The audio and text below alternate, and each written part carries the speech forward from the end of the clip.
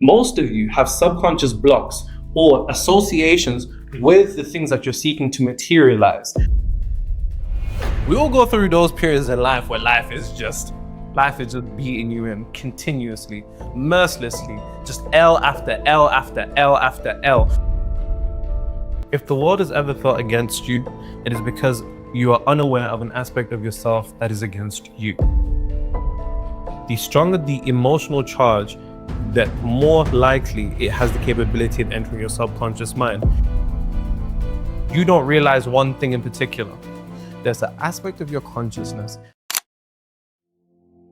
How to make the universe be on your side. You see, on the journey to the materialization of your desired reality, whether that's more money, whether that's a particular promotion, a certain relationship, or you just want to manifest a job in general, it can feel like sometimes reality is against us. And if the world is against you, then beyond the physical plane explanations, if we look at it from a metaphysical perspective, there could be something within your consciousness, self-concept, identity, frequency that is distorting the capability of you materializing your desired reality. And that's what we're going to get into in this video, quite literally how to make the universe be on your side. If the world has ever felt against you, it is because you are unaware of an aspect of yourself that is against you.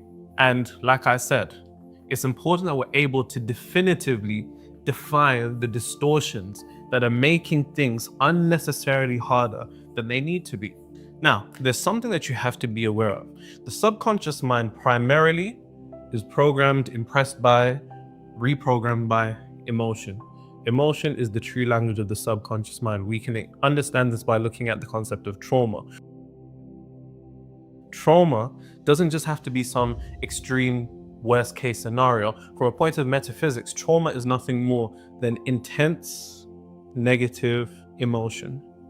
Any experience that produces intense negative emotion has the capability of creating what I call an emotional charge. The stronger the emotional charge, that more likely it has the capability of entering your subconscious mind. And anything that can enter your subconscious mind, as it says on earth, as it is in heaven, as within, as without. Allah does not change conditions of a people until they change what is within themselves. When you have your subconscious mind completely altered by an experience that stimulates a large degree of emotional intensity, especially negative, that's when things become dangerous. Now, brings me to our first point. Oftentimes, you have to understand emotion being the primary mode of operation for the subconscious mind, the true language of the subconscious mind. There's two instances to which we experience emotional intensity.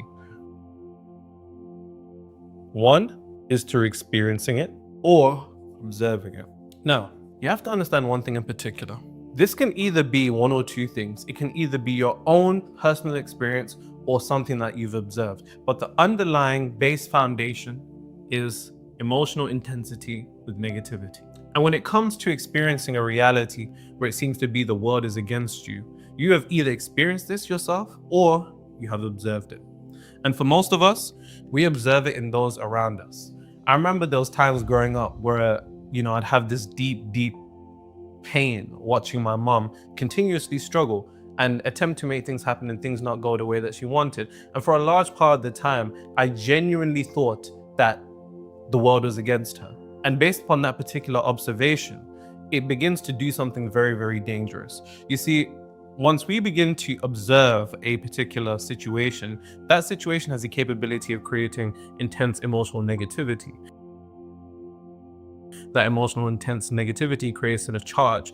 That emotional charge then leads to entrance into the subconscious mind. Entrance into the subconscious mind leads to reality. The first thing you have to ask yourself is, who have I observed in my life that seemed to be going through an experience of life where it was against them? It's one thing you have to ask yourself. Because more than likely, if you're a sane person, watching anybody go through perpetual struggle and just continuously take losses again and again and again and again, you begin to also share in that pain through observation. The emotional intensity stimulated by that particular event being observed then has the capability of creating an intense emotional charge. That intense emotional charge enters into the subconscious mind. Then it becomes a part of your reality. If you grew up watching someone struggle continuously again and again and again and again,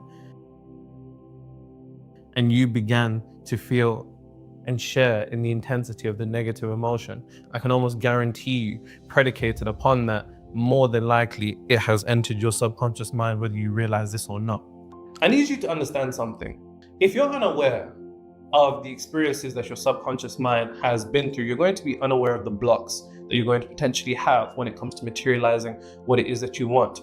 There's a particular degree of naivete when people enter the field of reality creation, because they say to themselves, you know what? I want more money. They say, I want relationships. They say, I want advancement in my career. I want a career. But I need you to understand something. There's a difference between your conscious mind definition on what it is that you want and your subconscious mind's definition on what it is that you want. And a lot of people actually don't realize that, because this is where it gets dangerous. Like I said, whatever it is that you're seeking to materialize, what is that? First, know what it is that you wish to materialize. If it's a certain amount in your business, if it's a certain amount of money a month, if it's a idea of a particular type of relationship, if it's a certain career, if it's advancement in that career, you need to know what it is that you want.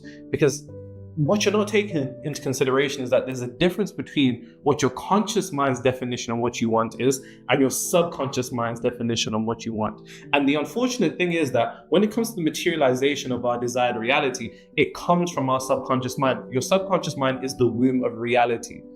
Anything that you're seeking to bring into existence first has to go into the subconscious. But the other thing about the subconscious mind that's extremely dangerous that people don't take into consideration is that your subconscious mind has no logic. Now, this is very dangerous for a multitude of reasons. Think about it. If you say you want to materialize money, you think to yourself, you have a logical definition of what money is. When you say you want relationships, you have a logical definition of what relationships. When you say you want a promotion in your career or a certain amount in your business, you have a very logical definition of that. But if your subconscious mind doesn't adhere to logic, then you're in the Wild West.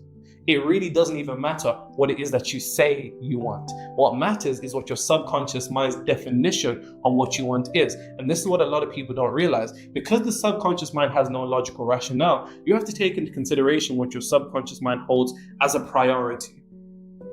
And that is emotional intensity, whether negative or positive. Any emotionally intense experience or anything that is observed, anything that can stimulate emotional intensity to your subconscious mind is where subconscious associations are formed. Now, then we have experience. We all go through those periods in life where life is just beating you in continuously, mercilessly, just L after L after L after L. You begin to think to yourself, like, how, who have I upset up there? Quite literally, that's what you begin to think.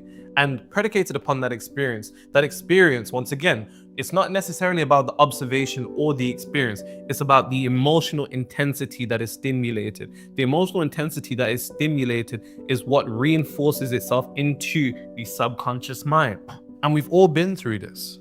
An individual can apply for one job and they don't get it. They apply for a second job, they don't get it. And then at that moment in time, something very, very dangerous has the capability of happening. And that is, they begin to experience an intense degree of negative emotion predicated upon that experience, which in a way then binds them to that experience, because unfortunately, intense emotion is glue. Whether negative or positive, intense emotion is like glue.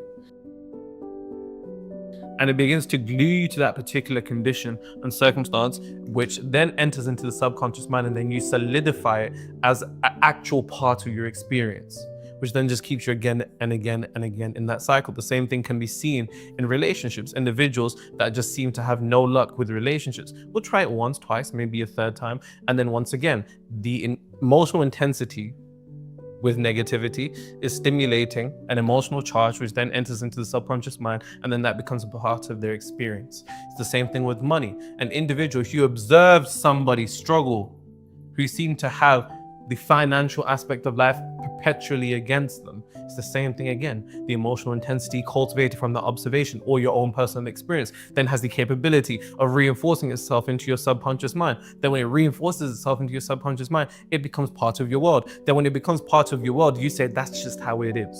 And the truth is, that's not just how it is, that's just how you are. But the issue is, when we say that's just how it is, we freeze it into being part of our identity, and we solidify it as part of who we are. But you need to ask yourself once again, I said it earlier, but I said it in a quite poorly articulated and very longed out way. But the question that you should ask yourself is, have I observed somebody receive no help? Have I observed somebody experience a world that is against them? If yes, then more than likely this is in your subconscious mind, which then you end up materializing reality to be unnecessarily difficult for yourself. Or is this something that you've experienced? And I don't think there's a single human being on this planet that hasn't felt like the world is against them at some moment in time. But that's the first thing you need to come to an awareness of, because without the awareness of an aspect of your mind that has decided that the world is against them, that's what it is, even on the journey to the materialization of what it is that you want, that belief will negatively distort your frequency, self-concept, state of consciousness, and unnecessarily make things much more difficult, and you'll actually begin to corrupt everything that it is that you're doing. And once again, yes, this is in spite of the meditations, the visualizations, the affirmations, the subliminals, the scripting, the rubbing crystals together, whatever you do to try to change their reality. It's going to affect all of that, whether you realize this or not. Because here's the thing, if everything that you want to materialize is in the world, if you have this underlying belief that the world is against you, then why would the world give you the things that are within it? Why? Really think about that. You want a promotion? Well, that's in the world. You want a particular person? That's in the world. You want a certain amount of money in your business? That's in the world. Why would the world give these things to you if you have the preconceived notion that the world is against you? When you and the world are one. So ironically, the belief that the world is against you perpetuates this experience of it actually being against you. And then when you go to materialize what it is that you want, you then experience as if there's some force against you. Then you reinforce it again into your identity, because you don't realize one thing in particular. There's an aspect of your consciousness that it is against you. And if consciousness has influence over reality, you are negatively influencing your reality to be against you, even though you want things from reality. That makes no sense. Here's the 3 steps. And I'll explain to you why it's crucial that you need each and every single one of them. Number 1, subconscious block removal. That's phase step number 1. Number 2, alteration of frequency. When I say frequency, that's interchangeable with self-concept, state of consciousness, mental attitude, imagination, self-image. Number 3, maintain frequency. When it comes to manifestation or transformation or alteration of one's reality, these are the 3 phases that are an absolute necessity, and there's a reason why they're an absolute necessity. So I'll explain to you how I essentially discovered this. So when I first began working with people, my priority was shifting people's state of consciousness, self-concept, frequency, mental attitude, because that's what I thought the solution would be. And once again, I got some results, but then I didn't get results. And then as time went on, through working with more clients, continuing to immerse myself in studies even further, I came to the conclusion of subconscious block removals. And the unfortunate thing is this: you could be the best sprinter in the world. You can have the knowledge or the capabilities, you could have the ability, you can be the best sprinter in the world. But if there's a block in front of you, it doesn't matter how good you are at sprinting, you're going to run into that wall. And that's essentially what the subconscious block is. Most of you have subconscious blocks or associations with the things that you're seeking to materialize, which is actually perpetuating your inability to experience the reality that you want. If you have a subconscious block, even if you do all the internal work, that block is going to prevent the materialization of what it is, because there's an association of pain or danger with what it is that you want. And I'll go further into these 3 phases with examples. Now, if I can remove a block, that means there's no wall in front of you. If you're the best sprinter, you can materialize your desired reality fairly easy. But then that's not enough. You need to understand that there is a requirement of energetic endurance. A lot of people don't have the capability of allowing their frequency to be maintained long enough for it to materialize into reality. If you don't have the capability of maintaining frequency, then that frequency can't stabilize itself into reality. The entirety of alteration of reality is dependent upon your ability to stabilize and maintain your frequency. There's no point in me shifting your frequency, state of consciousness, self-concept, mental attitude, so on and so forth, if you then can't maintain that. Because if you can't maintain that, you're going to revert back to default settings. If you revert back to default settings, you revert back to a default world. So maintaining is of the highest importance. Most people's issues, number 1 or 3. more than likely, you've read the books, you understand the concept, living in the end, thinking from the position of the attainment, what it is that you want, so on and so forth. But this one is dangerous.